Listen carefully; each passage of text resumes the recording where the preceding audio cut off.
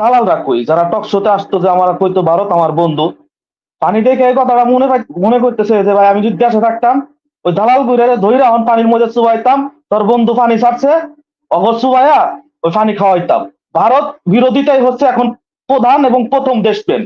এই ভারত বিরোধিতা যার না আছে তার কোনো দেশপ্রেম নাই। হাসিনা ভারতে যাইয়া এখন বসে কি এই ফন্দিটা করেছে কিনা, যে আমি যখন টিকতে পারি না তাহলে তোমরা বাদ ছেড়ে তাদেরকে এই মুহূর্তে বাংলাদেশকে এমন একটা সমস্যায় ফেলাও যেন তারা মানে ঘুরে দাঁড়াতে মনে পড়তেছে যে এই যে আওয়ামী লীগের দালালরা কই যারা টক শোতে আসতো যে আমার কইতো ভারত আমার বন্ধু, পানি দেখে এই কথাটা মনে করতেছে যে ভাই আমি যদি দেশে থাকতাম ওই দালাল গুইরে ধইরা এখন পানির মধ্যে চুবাইতাম, তোর বন্ধু পানি ছাড়ছে অগর চুবাইয়া ওই পানি খাওয়াইতাম, যে তোর বন্ধু পানি ছাড়ছে তোরা খা। ঠিক আছে, বন্ধু ভাই একপাক্ষিক ভাবে হয় না। ও আদৌ ওরা বন্ধু হওয়ার যোগ্যতা আছে কিনা সেটাই প্রশ্ন। একটা বন্ধু আমরা বারবার বলতাছি আমরা ভারত আমাদের বন্ধু বন্ধু, ভাই আমরা 60টা বন্ধু হইতে চাইতাছি, আমাদের মানে এত নৈতিক অবক্ষয় যে আমরা 60টা ভারতের কাছে মাথা নত করে আমরা ভারতের কাছে বন্ধু হতে চাইবো। মানে বন্ধু হওয়ার মানে আর কোনো দেশ নাই, আর কোনো বন্ধু হওয়ার আর কোনো মানুষ নাই। আর একটা কথা বলি মনির ভাই, এই প্রবাসীরা এই দীর্ঘ এই যে সময়ে যে আন্দোলনের সাথে সম্পৃক্ত ছিল এবং প্রত্যেকটা আন্দোলনের সাথে অকাতরে প্রবাসীরা তাদের সর্বস্ব দেওয়ার চেষ্টা করছে দেশের মানুষ যাতে ভালো থাকে, তাদেরকে এই দেশের মানুষ যাতে ভালো থাকে, দেশ যেন ভালো থাকে। এই ক্ষেত্রে এই প্রবাসীরা নিজেকে বিসর্জন দিতে প্রস্তুত। এখানে ওই নাচতে নাইমা ওই ঘুমটা রাখতে লাভ নাই। ভারত বিরোধিতাই হচ্ছে এখন প্রধান এবং প্রথম দেশপ্রেম। এই ভারত বিরোধিতা যার না আছে তার কোনো দেশপ্রেম নাই। যদি এখন কোনো পদক্ষেপ নেয় রাষ্ট্র বাংলাদেশ থেকে, বাংলাদেশের রাষ্ট্রের যে উপদেষ্টা আছে বর্তমানে ডাক্তার ইউনূস সাহেব, যে আমাদের এখানে কোনো বাঁধ নির্মাণ করা যায় কিনা, এখানে আমরা প্রবাসীরা সর্বোচ্চ দিয়ে আমরা প্রতি মাসে একটা ডমিনেট করব যে আমরা এখানে আমরা আমাদের অবদান রাখতে চাই। যে এই কুকুরের যে স্বভাব, এই কুকুরের মুগুর দিয়াই সোজা করতে হইব। এত ওই যে কোনো কইরা ভারতের কাছে আমাদের মাথা বিক্রি করার আর কোনো কারণ নাই। এখনই আমাদের উত্তম সময় এই ভারতকে উচিত জবাব দেওয়ার। তাছাড়া তিস্তা প্রকল্প সহ আর ওই সেভেন সিস্টার ভারতকে নিরাপদে রাখতে দেওয়া যাবে না। ওরা যেমন চায় না বাংলাদেশের মানুষ শান্তিতে থাকুক, বাংলাদেশের নাগরিক শান্তিতে থাকুক, বাংলাদেশের রাষ্ট্রটা শান্তিতে থাকুক। ও যারে চায়, ভারত যারে চায় তারে তো ভারতে নিয়েই গেছে, ওইখানে রাখুক, স্বামী স্ত্রী সংসার করুক, কিন্তু বাংলাদেশে জানি কোনো অশান্তি সৃষ্টি করার জন্য আর যেন কোনো এই দুষ্ট পরিকল্পনা না করে। ধন্যবাদ মনির ভাই। ধন্যবাদ আপনাকে মনির। ধন্যবাদ এনাম ভাই এবং সম্মানিত আলোচক বৃন্দ, আসসালামু আলাইকুম। আমাদের বর্তমান সময়ের এই পরিস্থিতির জন্য আমাদের দেশের রাজনীতিটা দায়ী, কারণ ওনারা সবসময় ভারতের কাছে নতদান পররাষ্ট্র নীতি অনুসরণ করেছেন। নজিবুল বাসার ভাই বললেন আমাদেরকে হাঁটে দিয়েছে, মাছ ওরা খেয়েছে। আওয়ামী লীগ আবার প্রমাণ করেছে যে আওয়ামী লীগ এত বছর ভারতের পা পেটেছে, ভারতের গোলামি করেছে, এই জন্য উনি এই কথাটা বললেন। আবার উনি প্রমাণ করলেন ভারতের চরিত্র আর আওয়ামী লীগের চরিত্র একদম সেম। ফলক যেমন বলেছেন অটোমেটিক ইন্টারনেট বন্ধ হয়ে গেছে, ভারতের হাই কমিশন বলেন অটোমেটিক পানি চলে আসতেছে। পানি যদি অতিরিক্ত হয়ে যেত তাহলে তো বাঁধের উপর দিয়ে পানি আসতো, পানি তো এখন বাঁধের ভিতর দিয়ে পানি আসতেছে। তাহলে আওয়ামী লীগের চরিত্র ভারতের চরিত্র সেম। আমাদের এইসব পররাষ্ট্র নীতি পরিবর্তন করতে হবে। এখনই সময় এসেছে ভারতের বিরুদ্ধে উচিত জবাব দেওয়ার, বাঁধর বদলে বাঁধ তৈরি করার। ধন্যবাদ আপনার সবাইকে। জি ধন্যবাদ। মোশাররফ। জি মনির ভাই, আপনাকে সহ প্যানেলের সবাইকে সালাম জানাচ্ছি, আসসালামু আলাইকুম। তো আন্দোলনের পরবর্তী সময়ে জনাব নজিবুল আকবর সাহেবকে আজকে দেখলাম, ওনাকে বিশেষ ধন্যবাদ জানাই। ওই দ্বিতীয় স্বাধীনতার ধন্যবাদ আপনাকে জানাচ্ছি। তো আমার প্রশ্ন হচ্ছে আলোচকদের কাছ থেকে জানতে চাইবো যে এই ইন্ডিয়া যে শুকনো মৌসুমে তাদের পানিটা আটকে রেখে দেয় এবং বর্ষা মৌসুমে এসে পানিটা বাংলাদেশে আবার ছেড়ে দেয়।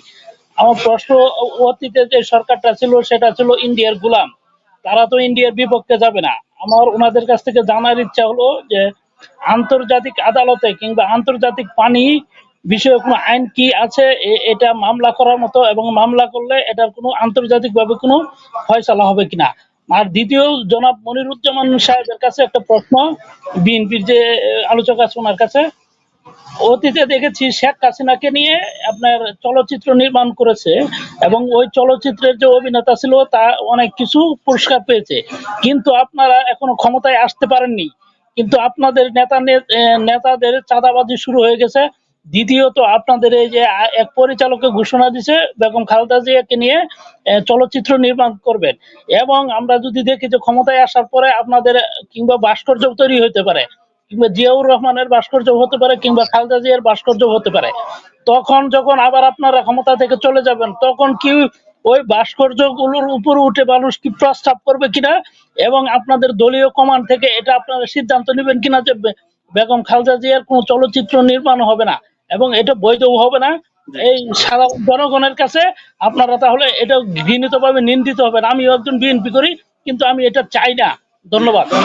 ধন্যবাদ মোশাররফ, ধন্যবাদ আপনাকে, ধন্যবাদ। জহির।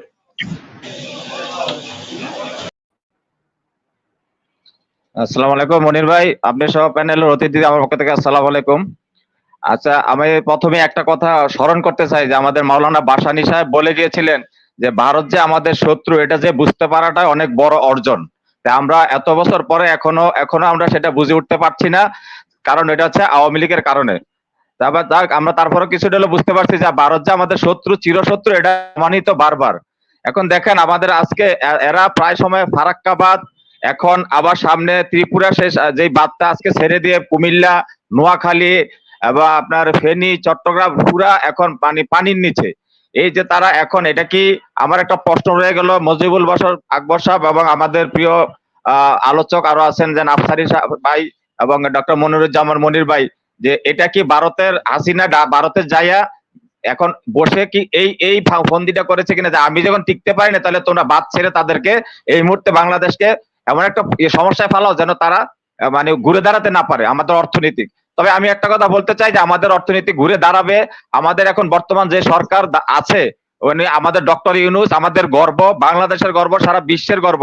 উনি বাংলাদেশকে অবশ্যই ঘুরে দাঁড়াবে এবং দাঁড়ানোর সহযোগিতা করবেন। আর আমি কয়দিন আগে দেখলাম যে শাহবাগে কিছু হিন্দু লোক, আমি ওনাদেরকে ছোট করতে চাচ্ছি না, ওনারা বিভিন্ন ধরনের মন্তব্য করছেন যে অমুক দল যে ওনাদের মন্দির ভাঙছেন, ওনাদেরকে অত্যাচার করছেন, এগুলা সম্পূর্ণ মিথ্যে। একজন হিন্দুকে প্রশ্ন করা হয়েছিল যে আপনি কোন থানা থেকে আসছেন, উনি থানার নাম বলতে পারছেন না। ওনাকে প্রশ্ন করা হলো আপনি কি জন্য আসেন, উনি এটা বলতে পারছেন না। এই হিন্দুরা তারা আজকে কোথায়? আজকে যে ভারত আমাদেরকে পানি ছেড়ে দিল, তাদের মন্দির কি ডুবে নাই? ফেনীতে কি তাদের মন্দির নাই? বা কুমিল্লাতে অথবা চট্টগ্রামে তাদের কি মন্দির নাই? ওগুলা কি ডুবে নাই? তাহলে আজকে তারা শাহবাগ কেন আসেন নাই? আর আমাদের কিছু নারী প্রতিবাদী আছেন যারা সুশীল সমাজ বলে খ্যাত, আওয়ামী লীগ থাকতে হিন্দুদের পক্ষে দাঁড়াতেন, তাহলে আজকে ভারতের বিরুদ্ধে কেন তারা দাঁড়াচ্ছে না? এই যে আজকে বাংলাদেশকে বন্যায় ভাসিয়ে দিল, আমাদের শত শত মানুষের ক্ষয়ক্ষতি হলো, এর প্রতিবাদ আওয়ামী লীগ তো করতে পারবে না। ওরা তো, আওয়ামী লীগ তো বাংলাদেশ থেকে শেষ, আওয়ামী লীগের আর রাজনীতি করার অধিকার বাংলাদেশে নাই আর থাকবেও না।